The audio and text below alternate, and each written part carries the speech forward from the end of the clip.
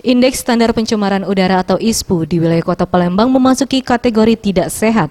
Dampak dari kabut asap yang disebabkan oleh kebakaran hutan dan lahan di wilayah Sumatera Selatan di tahun 2019. Kepala Dinas Kesehatan Sumsel Lesti Nuraini mengatakan, kendati level ISPU mencapai 350 mikrogram, masuk dalam kategori tidak sehat.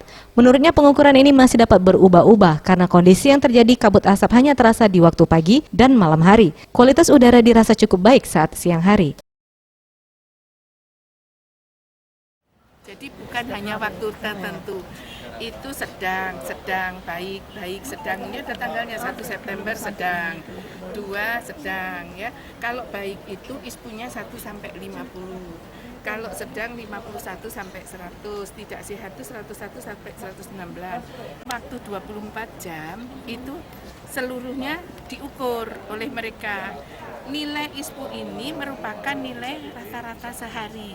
Nah, kondisi kita itu masih sedang baik, belum ada sampai tidak sehat selama beberapa hari ini. Dari data jumlah penderita ISPA, di Kabupaten Muba mengalami peningkatan. Sampai dengan bulan September, jumlah penderita mencapai 6.000 penderita dan Kota Palembang yang berkisar 1.500 penderita.